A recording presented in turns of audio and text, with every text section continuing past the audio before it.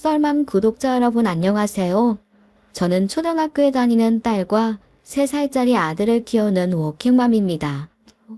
아마 저처럼 어린아이들을 키우며 일하는 분들이라면 제 일상이 얼마나 정신없을지 짐작하실 수 있을 거예요. 회사에서 퇴근해 다시 집으로 출근하는 기분이죠.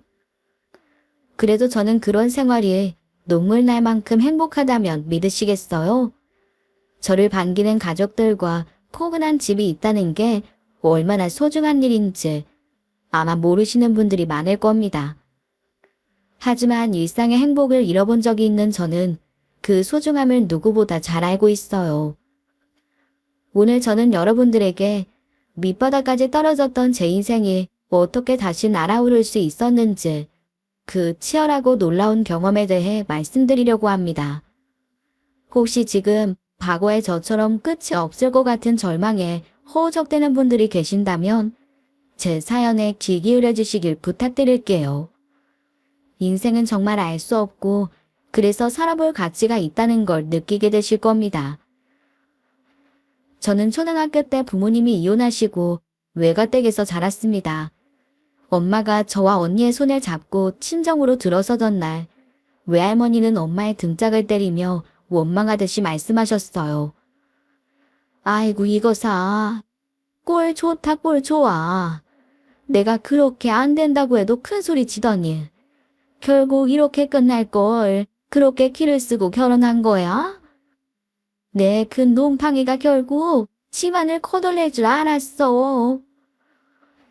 그러자 엄마는 고개를 떨고 웃으느끼며 조그맣게 말했습니다.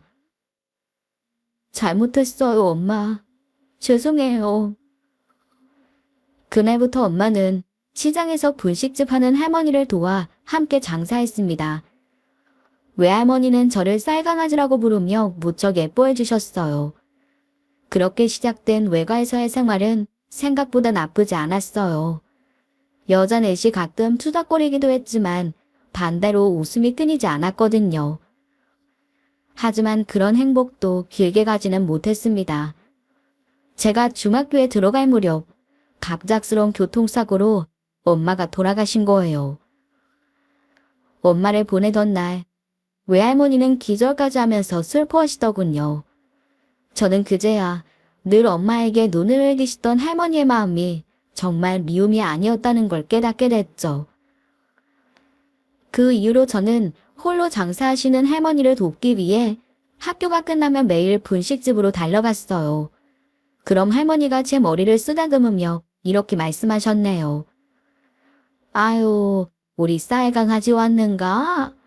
얼굴이 뽀얀 게 딱 네 애미 클 때랑 똑같다. 그럼 저는 웃으며 할머니가 담아주시는 떡볶이를 맛있게 먹고 분식집 한편에 앉아 숙제를 했습니다. 그러던 날이 어두워지면 분식집 정리를 돕고 함께 집으로 돌아오곤 했죠. 또 그렇게 집에 와보면 2살 터울의 언니가 청소와 저녁 준비를 마치고 저희를 반겨줬어요. 비록 가족은 넷에서 셋이 됐지만 그때까지도 나름 행복하게 살았던 것 같네요. 하지만 우리에게 불행은 잊을만 하면 찾아왔습니다. 마치 너희는 행복하면 안 된다며 하늘에서 불행을 자가시켜주듯이 말이에요. 언니가 입시를 앞두고 있을 때 할머니가 갑자기 심장 발작을 일으켜 유명을 달리하셨어요. 언젠가 저희보다 먼저 떠나실 걸 알고는 있었지만 그날이 그렇게 빨리 올 거라고는 생각지 못했습니다. 엄마를 잃고 몇 년 되지 않아 또 할머니마저 잃고 나니 남은 건 언니와 저 단 둘뿐이었네요. 그러자 언니는 대학 진학을 포기하고 공장에 취직해 제 뒷바라지를 자처하더군요. 저는 그런 언니를 말렸지만 언니는 단호했어요. 넌 아무 걱정하지 말고 공부나 해. 내가 네 언니잖아. 엄마가 뭐라고 하셨어? 엄마 없으면 언니가 보호자라고 했지? 언니 공부도 잘하는 듯 나 때문에. 미안해. 누가 공부 안 한다고 했니? 나중에 돈 벌어서 야간 대학이라도 갈 테니까 넌 그런 걱정 말고 네 할 일이나 열심히 해. 언니는 사침대기처럼 톡 쏘면서도 늘 저를 먼저 챙겼습니다. 그래서 2년간 열심히 일해서 제 뒷바라지도 하고 대학 등록금까지 마련해 주었죠. 그런데 제가 대학에 합격해 입학을 앞두고 있을 때 생각지도 못한 일이 일어났습니다. 어디서 들었는지 저희 자매 소식을 들은 친부가 갑자기 집에 들이닥친 거예요. 그러더니 돈을 내놓으라고 다짜고짜 난동을 부리는 게 아니겠습니까? 언니는 도끼가 가득 담긴 눈으로 아버지를 쏘아보며 말했어요. 10년 만에 나타나서 이게 뭐 하는 짓이에요? 우리가 돈이 어딨어요? 이게 지혜에 미닮아서 겁이 없구만. 어디서 눈을 똑바로 뜨고 덤벼. 너희 할머니 분식집 정리한 돈이 있을 거 아니야. 그리고 하영이 너도 돈 번다며. 이것들이 누굴 등신으로 하나? 얼른 내놓지 못해?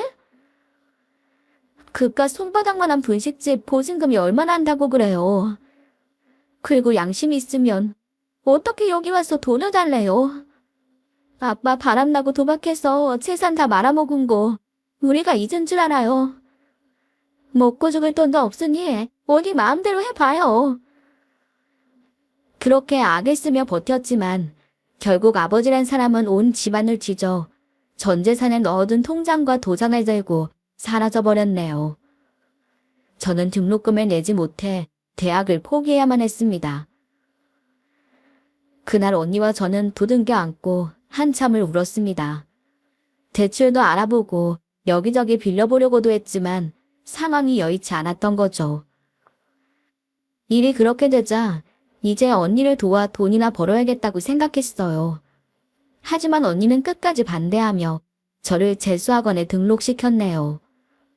그래서 어쩔 수 없이 들어간 학원에서 삼수하는 남자 하나를 만나게 됩니다. 그리고 불장난 같은 연애를 하던 저는 덜컥 임신까지 해버리고 맙니다. 언니는 저 때문에 공부까지 포기했는데 저는 하라는 공부 대신 남자에 눈이 멀어버렸던 거예요. 이미 10개라도 할 말이 없는 상황이었어요. 그래서 차마 임신했다는 말을 못하고 차일피일 미루느라 6개월이 넘어서야 임신 사실을 들키게 됐죠. 언니는 노발대발하며 남자를 데려오라고 난리였어요. 결국 번갯불에 콩 구워 먹듯이 양가에 인사를 하고 식도 치르지 못한 채 저는 시집살이를 시작했답니다.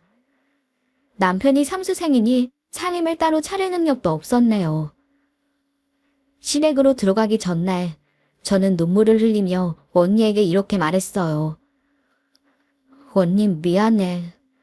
언니가 공부까지 포기하고 내 뒷바라지 했는데 내가 언니를 너무 실망시켰어. 그걸 알면 잘 살기라도 해. 작년에 아버지가 찾아오지만 않았어도 너도 지금 어엿한 대학생이 됐을 텐데. 그렇게 난리치고 다 가져갔으면 잘 살기나 하던지. 객사나 하려고 자식들한테 그런 짓까지 했나 싶다. 참, 너 혹시 남편이 힘들게 하면 혼자 참지 말고 꼭 연락해야 한다. 알겠지? 알았어. 이제 나는 알아서 잘 살 테니까 내 걱정 그만하고 언니도 언니 인생 살아. 부탁이라. 제 말을 들은 언니는 눈에 눈물을 가득 담은 채 고개를 끄덕이더군요. 그렇게 저는 언니를 홀로 남겨두고 시댁으로 들어가 아이를 낳았습니다. 아이는 귀여운 딸이었지만 시어머니는 마득 자는 표정으로 이렇게 말씀하셨죠. 아유, 어차피 지 아빠 신세 망치고 태어날 거 이왕이면 아들이었으면 좀 좋아? 밉다 하니 내가 미운 짓만 골라 하네. 하필 딸이 뭐니? 우리 경민이 3대 독자인 거 몰라? 애 가졌다고만 안 했으면 너 같은 콩가루지만 애가 어떻게 우리 집에 들어와? 어머니, 애는 제가 마음대로 낳을 수 있는 게 아니잖아요. 어머, 얘 좀 봐라. 누가 배운 거 없는 애 아니랄까봐 시어미한테 말 대답하는 것 좀 보소. 멀쩡히 공부 잘하는 우리 아들 꼬드겨서 애 아빠 만들어 놓고 무슨 할 말이 그렇게 많어. 너 괜히 조리연이니 뭐니 그런 데 들어가서 돈 잡아먹을 생각하지 말고 태어나면 바로 집으로 와라. 예전에는 산후조리 같은 거 안 하고도 아주 잘만 살았어.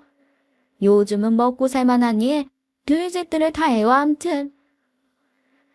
가뜩이나 애를 낳고 나니 친정엄마와 언니 생각이 가득했는데 시어머니의 면박을 듣자 눈물이 나더군요. 그 모습에 어머님이 눈을 부라리며 언성을 높이셨어요.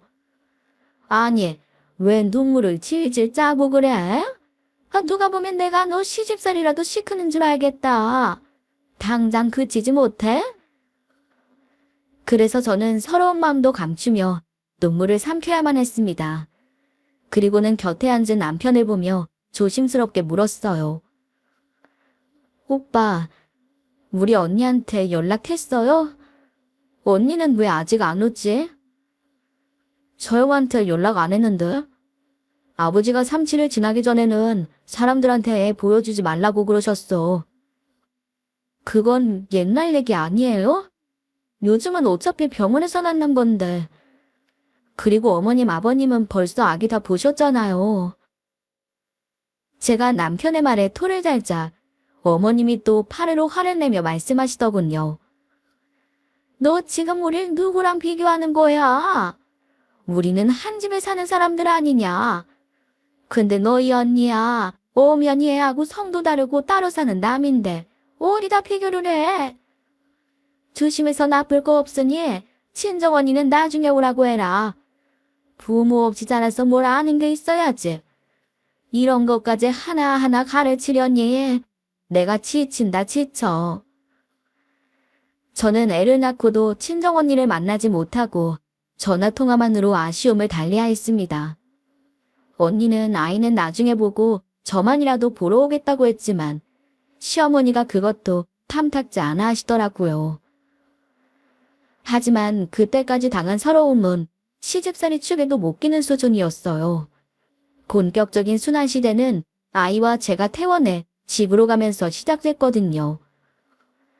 시부모님은 제가 딸을 낳은 게 못내 아쉽고 못마땅한지 아이에게 눈길조차 주지 않으셨습니다. 그러면서 애가 울기라도 하면 남편의 공부에 방해가 된다며 화를 내셨죠. 저는 아이를 낳고 공부를 포기했는데 남편은 삼수에도 떨어지고 자수를 하고 있었거든요. 그러던 어느 날 아기를 얻고 장을 보고 돌아와 방에 들어가려던 참이었어요. 그런데 어머님이 저를 부르시더니 이런 말씀을 꺼내시더군요. 예, 아서라. 그 방에 들어가지 말고 오늘부터 너랑 애는 저기 2층 끝방에서 자도록 해라. 아까 우리가 짐 다 옮겨놨다. 네? 그게 무슨 말씀이세요? 갑자기 왜? 갑자기는 무슨? 이제 너희 남편 시험이 반년밖에 안 남았잖아. 근데 애는 빽빽 울어대지. 너까지 들락날락 부스럭거리면 내가 공부가 되겠니? 오빠 안 그래도 도서관에서 공부한다고 매일 늦게 들어오는데 집에서 책 보는 시간도 거의 없잖아요. 그러니 애가 얼마나 피곤해. 멀쩡한 집 놔두고 매일 밖에서 공부하는 게 그게 다 집중이 안 돼서 그런 거 아니냐. 똑똑한 우리 아들이 너만 아니었으면 왜 사수까지 해. 그전에는 운이 없어서 그런 거지만 삼수 망친 거는 다 애랑 너 때문이다. 그러니 잔소리 말고 시험 끝날 때까지 그 방에는 얼씬도 하지 말어. 알았어? 이제는 각방까지 강요하는 시어머니의 면박에 그날부터 저와 딸은 청소기나 철진한 옷을 넣어주는 골방에서 요 하나 깔고 잠을 자야 했습니다. 그래도 저는 찍소리 못하고 그래야만 하는 줄 알았어요. 너무 어리기도 했고 시부모님이 무섭기만 해서 반항하거나 불평할 생각조차 하지 못했거든요. 그러는 동안 언니와는 거의 만나지 못하고 지냈습니다. 가끔 시부모님이 안 계실 때 전화하면 언니는 반가움과 걱정이 섞인 목소리로 물었네요. 너 잘 지내고 있는 거야? 시아는 잘 자라고? 응, 언니. 나 너무 잘 지내. 걱정하지 마. 시부모님이 손녀를 얼마나 예뻐하시는지 무릎에서 내려놓질 않으셔서 나 내보느라 힘든 것도 없어. 그래, 다행이다. 제보는 잘 해주지? 그럼 내 걱정하지 마. 아, 참, 언니도 공부 다시 시작한다더니 그건 어떻게 됐어? 안 그래도 올해부터 방통대 들어갔어. 영문과. 아, 정말? 너무 잘 됐다. 언니는 잘 해낼 거야. 그래, 고맙다. 너도 애 좀 키워놓고 꼭 다시 공부하는 거야. 알겠지? 그래, 나도 그럴게. 언니가 걱정할까봐 잘 지내는 척 했지만 사실 저는 공부는 꿈도 꿀 수 없을 만큼 정신없는 나날을 보내고 있었습니다. 집안일을 도맡고 아이를 돌보다 기절하듯 잠들기 바빴거든요. 거기다 시어머니는 손 하나 까딱하지 않으면서 까다롭기가 이루 말할 수 없었죠. 예, 너 물건 사면 공지 그대로 냉장고에 넣어놓지 말고 바로바로 손질해서 넣어두라고 했잖니. 그리고 행주는 매일 삶고 싱크대도 물기 남지 않게 마지막에 꼭 마른 행주로 닦아두라고 몇 번을 말해. 물기가 남으면 거기 다 세균 생기는 거야. 식구들 입에 들어가는 거 만드는 사람이 그렇게 개념이 없어서야. 뭐 친정에서 배운 게 있어야지. 너희 엄마는 장사하셨다면서 그렇게 비위생적으로 주방일을 하셨니? 저는 하루 종일 애를 얻고 종종 걸음으로 일하느라 그런 말에 대꾸할 여력도 없었습니다. 그렇게 사는 게 힘들면 남편이라도 좀 다정하면 좋으련만. 가까스로 사수 끝에 대학에 들어간 남편은 참아온 흠에 즐기느라 정신이 없었어요.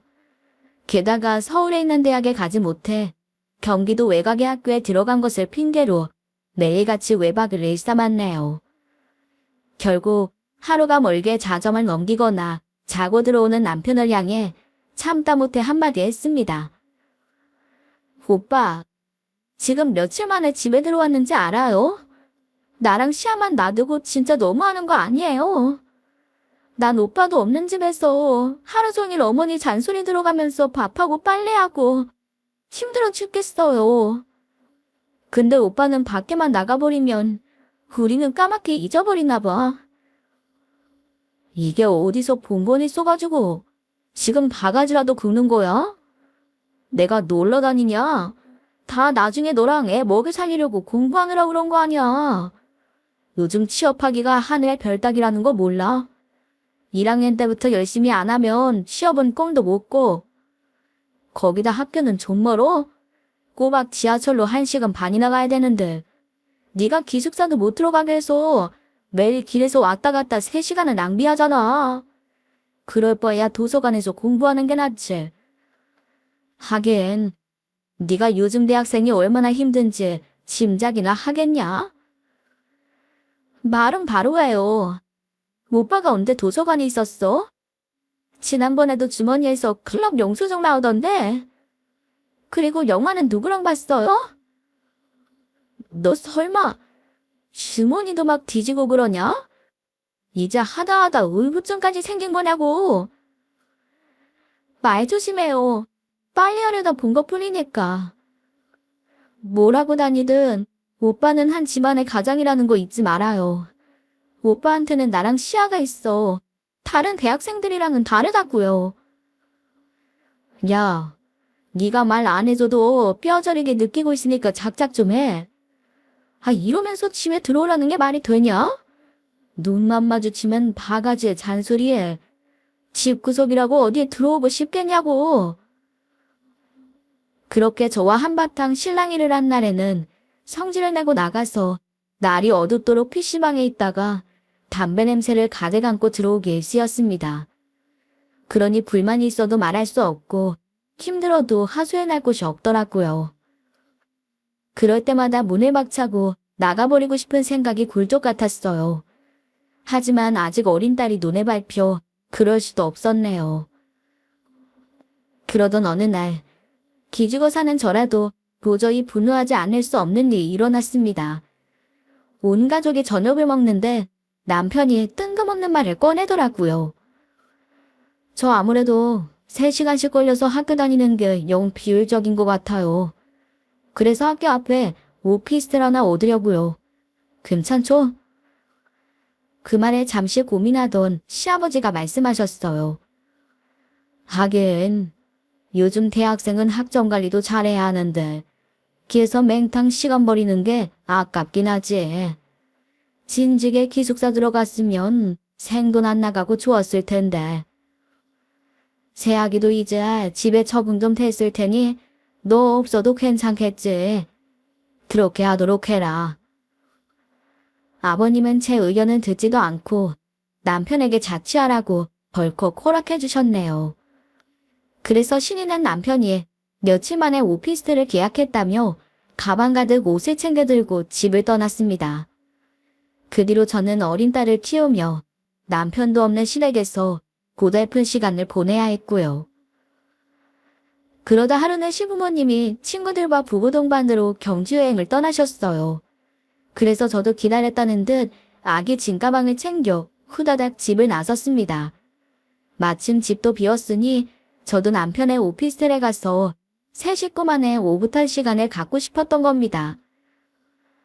하지만 오피스텔 앞에 도착한 저는 꿈에도 상상 못했던 장면을 목격하고 기함하고 마는데요. 해가 중천에 뜨도록 학교에 가지 않은 건지 남편이 자다 깬 얼굴로 문을 열고 나오더라고요. 한데 그 뒤로 방금 씻고 나온 게 분명해 보이는 여자가 따라 나오고 있었던 겁니다. 저는 놀라서 얼어붙은 다리를 간신히 움직여 남편 앞으로 다가섰습니다. 그러자 화들짝 놀란 남편이 저를 보고 눈을 돌린 채 아무 말도 못하더라고요. 그때 제 모습을 본 여자가 먼저 고개를 갸웃거리며 묻더군요. 아주머니, 누구 찾아오셨어요? 이경민 씨랑은 어떻게 되는 사이예요? 저요? 저는 경민 오빠 여자친구인데 왜 그러세요? 여자친구요? 말도 안 돼. 그러자 여자가 불쾌한 표정으로 재차 물었습니다. 왜 그러시는 건지 묻잖아요. 누구신데 그러세요? 전 저 사람 부인이에요. 얘는 저 사람 딸이고요. 뭐라고요? 오빠, 이게 어떻게 된 일이야? 이 아줌마가 하는 말이 진짜야? 말 좀 해봐. 그러자 남편은 제게 다가와 거칠게 팔을 잡아 끌며 소리쳤어요. 야, 너 사람을 개망신시켜도 분수가 있어야지. 내까지 없고 여기가 어디라고 나타나. 미친 거 아니야? 왜? 내가 못 올 때 왔어? 여기 오빠가 사는 집이잖아. 근데 나랑 시아가 왜 오면 안 되는데? 혹시 여태 총각 행세하면서 여자나 만나고 다니느라 집에도 안 들어오고 그런 거야? 시끄러워. 나중에 얘기하게 먼저 집에 가 있어. 싫어. 여기서 말해. 저 여자가 오빠 여자친구래잖아. 혹시 여기 오피스텔 얻어놓고 저 여자랑 살림이라도 차린 거니? 그래? 이게 진짜 그 입 안 다물어. 남편의 호통과 동시에 눈앞에 불이 번쩍였습니다. 남편은 총각 행세하며 바람 피운 것도 모자라서 자기 내언니 앞에서 제게 손찌검까지 하는 망난이었던 겁니다. 그런 일을 당하고 눈물을 펑펑 쏟으며 집에 돌아온 저는 시부모님에게 이 모든 사실을 털어놓았어요. 당연히 자기 아들을 호되게 꼬집을 줄 알았던 어머님이 저를 더욱 경악하게 만들더군요. 안 그래도 경민이한테 얘기 들었다. 근데 어쩌니? 그쪽도 임신을 한 모양이더라. 그래서 우리도 고민이 많았어. 고민이라뇨? 고민할 게 뭐가 있어요? 아무리 임신을 했어도 엄연히 혼인신고한 부인이자 며느리가 있는데 당연히 그 여자를 정리해야죠. 어머, 얘 말하는 거 봐라. 우리가 생명을 얼마나 소중하게 생각하는 집안인지 너 몰라서 그러니? 안 그랬으면 임신했다는 말에 왜 두말 없이 너를 받아줬겠어? 근데 암만 생각해봐도 너보다는 그 두 사람이 어울리는 게 사실이잖니? 거기다 그쪽은 아들일지도 모르는 일이고. 경민이 3대 독자인데 넌 아직 둘째 소식도 없잖아. 그게 무슨 말씀이세요? 그럼 지금 저더러 물러나기라도 하라 말씀이세요? 말도 안 돼. 당사자랑 얘기해야겠으니 오빠 좀 불러주세요. 경민이는 여자친구랑 있겠다더라. 걔가 지금 너 때문에 충격받아서 상태가 말이 아니래. 그래서 경민이가 네 얼굴은 보기도 싫다고 나보고 다 정리하라고 했다. 얘, 너도 머리가 있으면 생각이라는 걸 해봐라. 그쪽은 둘이 같은 학교 다니는 대학생이고 너는 고졸의 집안도 형편없고 들어보니 그의 부모님은 두 분 다 약사라고 하더라. 여러모로 우리 집안이랑 격이 맞지? 우리도 사람인데 이 경우에 어느 쪽으로 마음이 기울겠니? 어머니, 그걸 지금 말씀이라고 하세요. 며느리라고 개처럼 부려먹을 때는 언제고 이제 와서. 뭐요?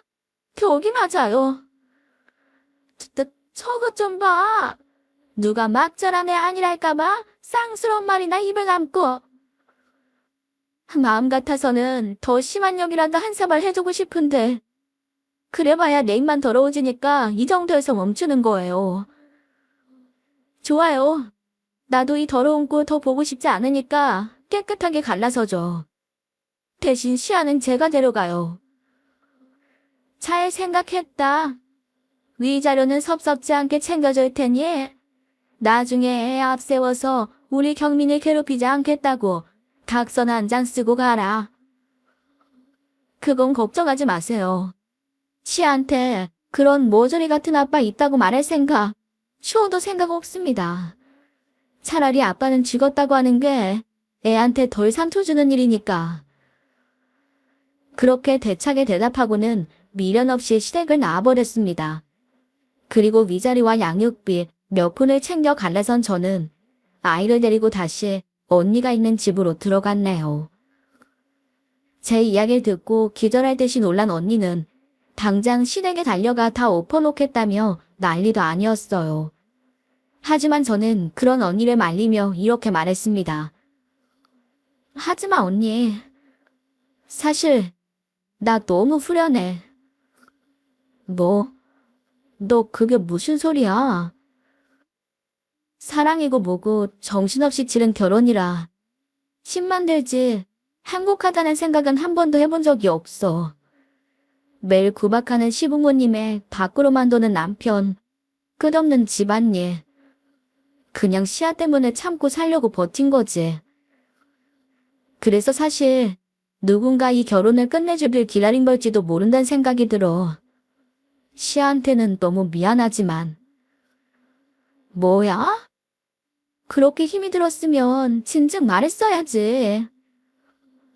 언니가 고생해서 뒷바라지 해줬는데 실망만 줘놓고 결혼 생활도 불행하다는 말을 차마 할 수가 없었어.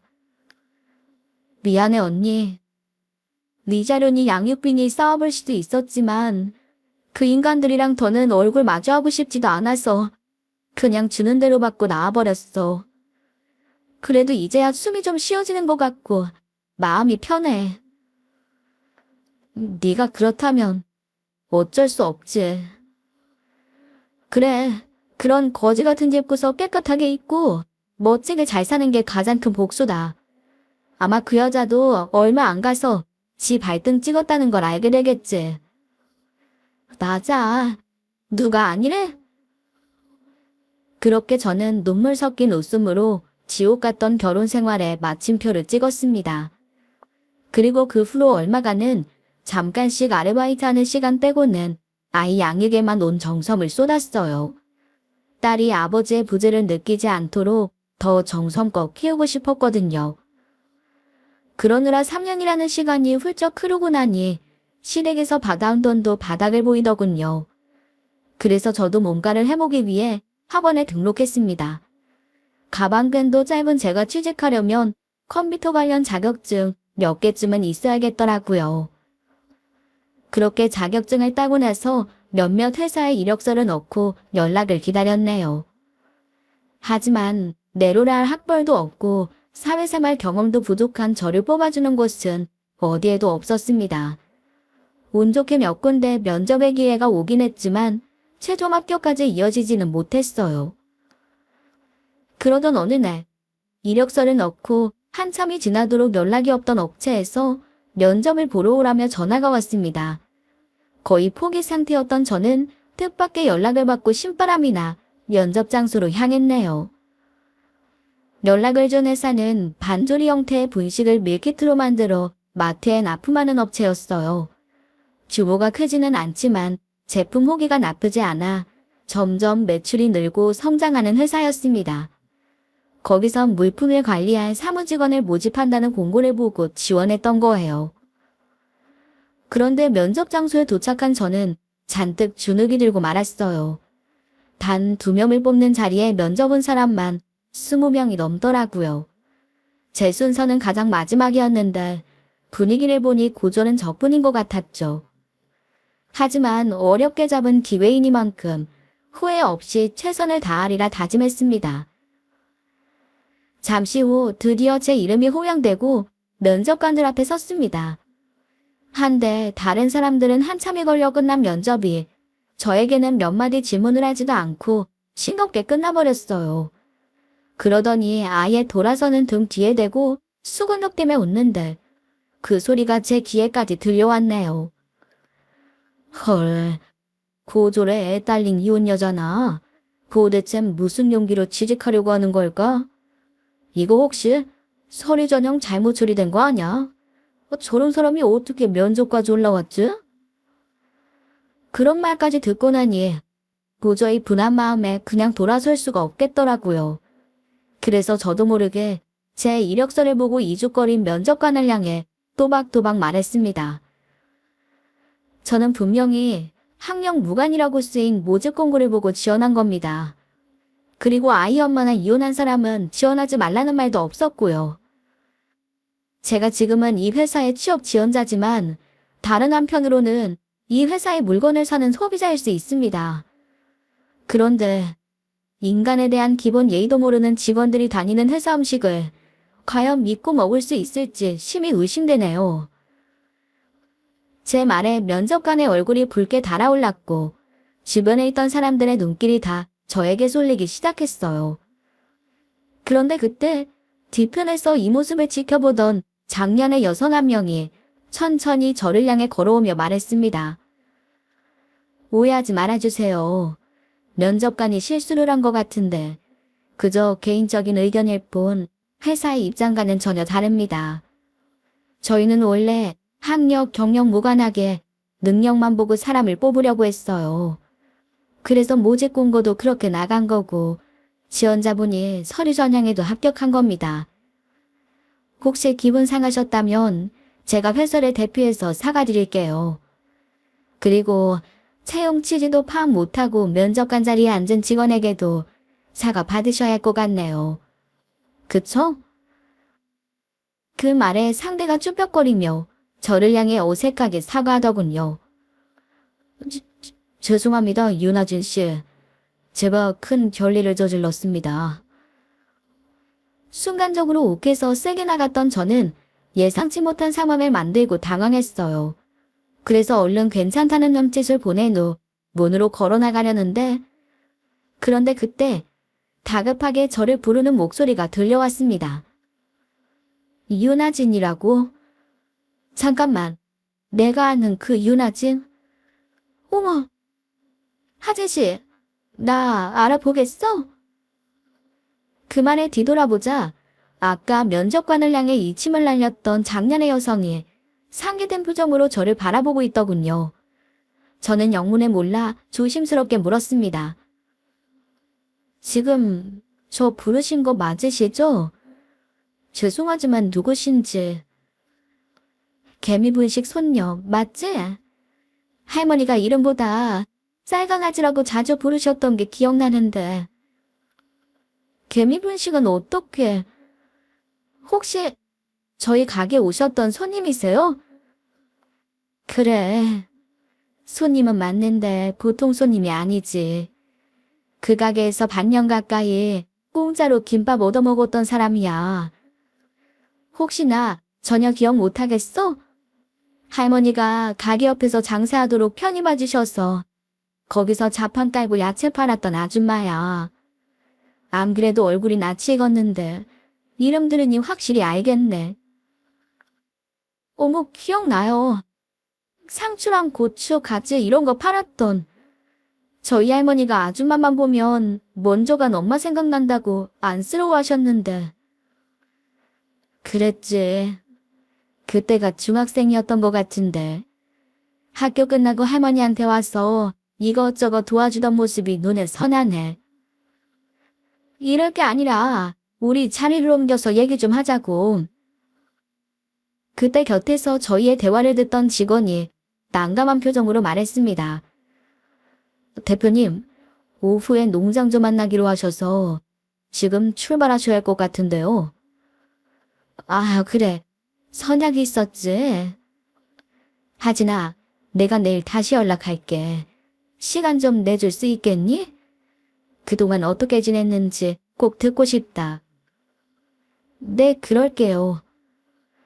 근데 아주머니가 이 회사 대표님이세요? 그래. 어쩌다 보니 그렇게 됐다. 자세한 이야기는 내일 만나서 다시 하자. 대표님은 몇 번이나 제 손을 잡고 다음날 꼭 만나자고 당부하며 자리를 떠나셨어요. 저는 어안이 벙벙해 멍하니 그 자리에 서 있었습니다. 그러다 집에 돌아가 언니에게 낮에 있었던 일을 말해줬네요. 그랬더니 언니도 놀란 눈으로 저를 바라보며 이렇게 말하더군요. 그 야채 팔던 아줌마 나도 기억나지? 자판에서 장사하다 이리저리 쫓겨다녔는데 할머니가 우리 가게 옆에서 장사하라고 자리를 내줬잖아. 내 기억으로는 그 아줌마 점심에 먹으라고 매일 김밥도 한 줄씩 공짜로 주시고 그랬어. 사장이 뭐였는지는 자세히 기억 안 나는데 아마 상황이 어려웠던 것 같아. 근데 그 아줌마가 회사 대표가 됐더니 무슨 복권이라도 당첨된 건가? 언니도 고개를 갸웃거리며 신기한 인연이라고 웃더라고요.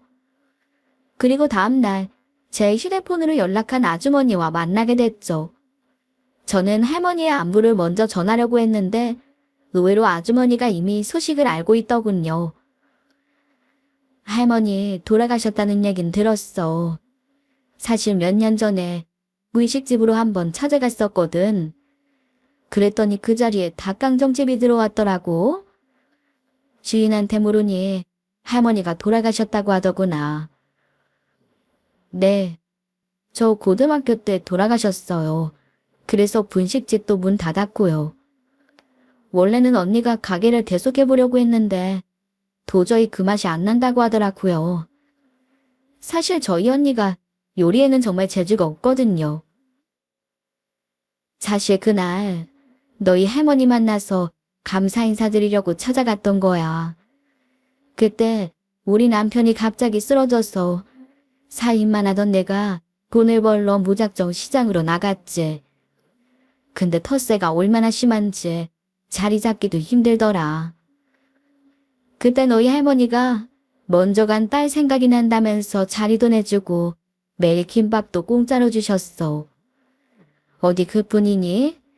장사하다 남은 튀김이랑 떡볶이를 잔뜩 싸주셔서 지 아버지 병수발 한다고 병원에서 밥도 못 먹고 있던 아들한테도 갖다 주고 그랬다.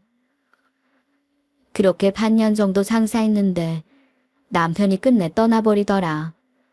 그래서 아들이랑 둘이 그냥 시골로 내려가 버렸지. 그러셨군요. 할머니가 그 뒤로도 아주머니 소식을 궁금해하긴 하셨어요.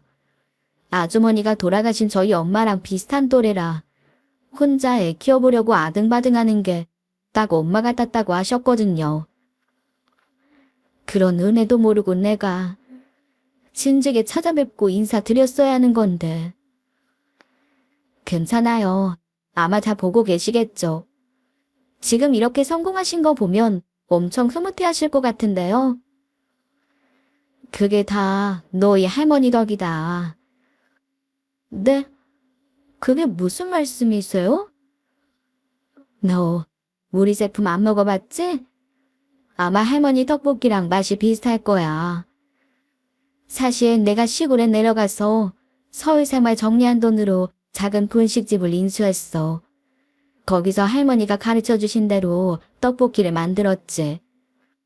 시골 가서 장사하고 싶다는 내 말에 너희 할머니가 떡볶이 만드는 법을 자세히 말씀해 주셨거든. 할머니는 떡볶이도 육순에서 만드셨잖니. 맞아요. 그랬죠. 거기다 내가 요즘 사람 입맛에 맞게 양념을 좀 추가해서 만들었어. 그랬더니 작은 시골 동네에서 떡볶이 팔아 집 살 만큼 장사가 잘 되더라. 그러다가 떡볶이 동호회 사람들 사이에서 우리 분식집이 소문나면서 사람들이 몰려들었어. 그러기를 몇 년 만에 이렇게 회사를 차리고 전국 마트에 납품까지 하게 됐지 뭐니? 정말 대단하세요. 말씀은 그렇게 하셨지만 그동안 얼마나 힘드셨을지 알 것 같네요. 지금 내가 이 자리에 올 수 있었던 게 다 너희 할머니 덕이다. 그래서 인사차 들렀는데 할머니는 돌아가셨다고 하지 분식집은 없어졌지. 얼마나 섭섭하고 죄스럽던지. 근데 어제 널 딱 만난 거야. 내가 얼마나 놀라고 또 고마웠겠니? 그러게요. 시간이 꽤 지났는데 알아봐 주셔서 감사해요, 아주머니. 아니, 대표님. 대표님 마음 아마 저희 할머니도 다 아실 거예요. 할머니 어디에 모셨니? 혹시 나도 나중에 인사하러 가도 되겠니? 그럼요. 저희는 매달 가는데 다음 달에 갈 때 같이 가세요. 고맙다. 아 참. 그리고 우리 회사에 이력서 넣은 거 내가 다시 살펴봤어. 근데 네가 지원했던 자리는 이미 합격자가 정해져서 어려울 것 같구나. 괜찮아요, 대표님. 어느 정도는 예상했던 일인걸요. 사실 그렇게 큰 기대를 하고 간 건 아니었거든요. 그래서 말인데 혹시 다른 부서는 어떻겠니? 마침 내 비서 일을 봐두던 직원이 임신해서 출산휴가를 들어가게 됐거든. 혹시 네가 그 일을 좀 맡아줄 수 없을까? 아직 회사도 영세하고 직원도 많지 않지만 그건 네가 다 알면서도 지원한 것 같으니 하는 말이다. 네? 그게 정말이세요? 근데 보셨겠지만 제가 학력도 그렇고 사회 경험도 없거든요. 그게 무슨 상관이니? 내가 말했잖아. 우리 회사는 학력, 경력 무관으로 오직 능력만 본다고. 혼자 딸 키우면서도 자격증을 많이 땄던데? 그리고 그날 면접관한테 할 말 다 하는 거 보니 아주 똑 부러지더라. 사실 이럴 때는 낙하산 싫다고 멋지게 거절하고 싶은데 제 형편이 지금 그럴 상황이 아니라서요. 시켜만 주신다면 정말 최선을 다해서 열심히 일해보겠습니다. 감사합니다. 할머니 은혜에 조금이라도 보답할 수 있어서 오히려 내가 고맙지. 우리 잘해보자고. 그 뒤로 저는 지금까지 5년이 넘는 세월을 대표님의 비서로 열심히 일하고 있습니다. 대표님은 떡볶이에 그치지 않고 여러 가지 메뉴를 연구하고 개발해 계속 사업을 확장해 나가고 계시네요. 한데 그런 대표님이 제가 비서로 일한 지 반년 만에 이런 말씀을 꺼내셨습니다. 윤 비서, 우리 아들 한번 만나보라니까. 둘이 정말 잘 어울릴 것 같아서 그래. 대표님, 저는 아직 재혼 생각 없어요. 아드님도 이혼하신 지 1년밖에 안 됐다면서요. 이혼한 지는 1년이지만 그 전부터 소원했던 기간이 길어. 애초에 그런 결혼을 시키는 게 아니었는데 애가 원하지도 않는 결혼을 해서 마음을 못 붙인 거지. 내가 욕심이 과했어. 대기업 다닌다고 여기저기서 중신을 서고 애가 따로 만나는 여자도 없길래 억지로 밀어붙였더니 결국 깨지더라고. 그러니까 이번에는 제발 아드님 마음 가는 대로 두세요. 그래서 그러는 거야. 우리 아들이 윤비서를 만나고 싶어 하는 눈치라니까. 윤비서, 내 말 못 믿어? 아니, 못 믿어도 속는 셈 치고 한 번만 만나봐. 만나봐도 인연이 아닌 것 같으면 내가 다시는 말 꺼내지 않을 테니까. 그렇게 등 떠밀려 나간 자리에서 만난 사람이 바로 지금의 남편입니다. 남편은 전구인과 대면대면한 사이였다는 말이 믿기지 않을 정도로 다정한 사람이었어요. 늘 저를 먼저 배려해주고 딸에게도 좋은 아빠가 되고 싶다고 수줍게 말하는 사람이었죠. 그래서 저는 그런 남편과 연애 2년 만에 결혼해 아들도 하나 낳았답니다. 그리고 지금은 다정한 남편과 귀여운 아들, 딸을 키우며 행복한 하루하루를 보내고 있네요. 남편은 회사 일과 육아로 정신없는 저를 보며 걱정스럽게 말하더군요. 당신, 너 좀 피곤해 보여. 너무 무리하는 거 아니야? 힘들면 언제든지 말해. 엄마한테 사람 구하라고 말씀드릴 테니까. 안 돼. 나 둘째 낳고 1년이나 쉬었잖아. 그때 다른 직원이랑 일하면서 어머니가 얼마나 불편해하셨는지 몰라? 어머니랑 나는 환상의 파트너야. 절대 떨어질 수가 없다고. 그러니까 은퇴하시기 전까지 내가 계속 모셔야 돼. 앞으로 몇 년 안 남았으니까 그때까지만 좀 봐주세요. 응? 아, 못 말려 진짜. 그럼 얼른 누워봐. 내가 안마 좀 해줄게. 참, 내일 처형 귀국하는 날인 건 알지? 또 이혼하고 깜빡하지 말고 늦지 않게 공항으로 와. 나도 회사 끝나자마자 갈 테니까. 알았지? 맞다. 내일 언니 오는 날이구나. 자기 아니었으면 또 깜빡할 뻔했네. 근데 처형도 정말 대단해. 뒤늦게 공부 시작해서 혼자 힘으로 유학까지 다녀오고. 언니가 나 때문에 제대로 대학을 못 가서 그렇지. 악바리 같은 면이 있어서 공부를 잘했거든. 난 언니가 뭐든 해낼 줄 알았어. 그러게 말이야.